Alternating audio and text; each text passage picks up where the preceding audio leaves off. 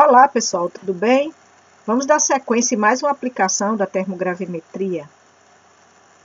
Bom, dessa vez, uma amostra contendo cálcio, estrôncio e bário foi recebida para análise desses metais. Seguindo o procedimento descrito na literatura, 1,600 gramas dessa amostra foi dissolvida e os respectivos íons metálicos precipitados quantitativamente como oxalato. O precipitado, depois de convenientemente tratado, isolado e seco, forneceu um resíduo igual a 1,794 gramas. Curvas TG/DTG desse resíduo foram obtidas utilizando-se a atmosfera dinâmica de ar, vazão de 100 ml por minuto, razão de aquecimento igual a 10 graus Celsius por minuto, cadinho de platina e massa igual a 7,042 mg. As curvas TG/DTG se encontram a seguir. Calcule a porcentagem de A, cálcio, B, estrôncio e C, bário na amostra.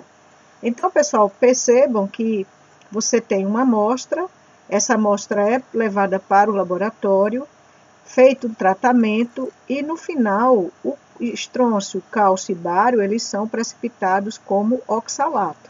Então, essa amostra de oxalato é que é colocada na termobalança para ser analisada.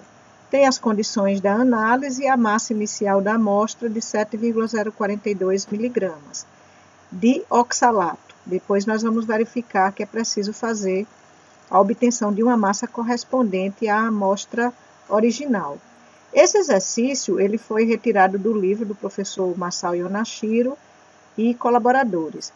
Então, vocês podem observar aqui duas curvas. Nós temos a curva TG e temos a curva DTG, ou seja, a primeira derivada da curva TG. Vocês observam que tem 5 etapas de perdas de massa, 1, 2, 3, 4 e 5. O ΔM1, que é igual a 1,070 mg, é equivalente ao evento de desidratação. O ΔM2 é 0,978 mg, está relacionado com a decomposição do oxalato com formação dos carbonatos. Então, significa que nesse patamar de estabilidade, nós teríamos aqui os carbonatos de cálcio, carbonato de estrôncio e carbonato de bário. E, na sequência, vai ocorrer a decomposição térmica desses carbonatos. E aí vocês podem observar que ocorre uma decomposição térmica em temperaturas diferentes, indicando então que os carbonatos de cálcio, estrôncio e bário se decompõem separadamente e que por isso é possível fazer uso da técnica termogravimétrica para fazer a determinação quantitativa de cálcio, estrôncio e bário, por exemplo. Então, nós teríamos aqui o ΔM3, 0,632 mg, o ΔM4, 0,447 mg e o ΔM5, 0,458 mg. De forma que, depois dessa decomposição, o que se espera é que, como resíduo final, sejam obtidos os respectivos óxidos: óxido de cálcio, óxido de estrôncio e óxido de bário, certo? Bom, então, como já comentado anteriormente, são 5 etapas de perda de massa. A primeira é uma desidratação, com a massa de 1,70 mg. A segunda, decomposição térmica do oxalato com formação dos carbonatos, que tem essa massa de 0,978 mg. E, na sequência, a decomposição térmica do carbonato de cálcio, com 0,632 mg, do carbonato de estrôncio com 0,447 mg e o carbonato de bário com 0,458 mg. Portanto, na decomposição térmica dos respectivos carbonatos, ocorre a liberação de CO2 e essas perdas de massa estão relacionadas exatamente com o CO2 oriundo da presença desses carbonatos. Bom, como eu comentei no enunciado, o que foi levado para análise, para ser colocado na termobalança, foi a massa do oxalato, porque vocês lembram que tem uma amostra original, ela é levada para o laboratório, é feito um tratamento e obtido os respectivos oxalatos de cálcio, estronço e bário. Então, se eu utilizei 7,042 miligramas de oxalato, eu preciso saber qual é a correspondência na massa da amostra original, porque para saber a porcentagem de cálcio, estronço e bário, eu preciso verificar isso em relação à amostra original. Então, se 1.600 miligramas está para 1.794 miligramas, significa que 7,042 miligramas corresponde a qual massa de amostra original. Fazendo uma regra de 3 simples e substituindo aqui na equação, nós vamos obter que a massa da amostra correspondente ao que foi utilizado na termobalança equivale a 6,280 miligramas. Vamos guardar essa informação, ok? Bom, agora vamos fazer o estudo da decomposição térmica do carbonato de cálcio para determinar a porcentagem de cálcio. Então, nós temos aqui que o ΔM3 corresponde à liberação de CO2 oriundo dessa decomposição, com essa massa de 0,632 miligramas. Colocamos aqui a equação de decomposição do carbonato de cálcio sob aquecimento, formando óxido de cálcio mais CO2. O óxido de cálcio, um mol de óxido de cálcio também está para 1 mol de cálcio. Então, nós podemos relacionar diretamente aqui 1 mol de cálcio para 1 mol de CO2. Então, 1 mol de CO2, ele tem uma massa de 44,01 gramas. E 1 mol de cálcio tem a massa de 40,08 gramas. Então, se nós temos aqui a massa de CO2 oriunda da decomposição térmica do carbonato de cálcio de 0,632 miligramas, então nós podemos encontrar a massa de cálcio correspondente. Substituindo também na expressão, é uma regra de 3 simples, nós encontramos aqui a massa de cálcio de 0,5756 miligramas. Agora vamos determinar a porcentagem de cálcio na amostra.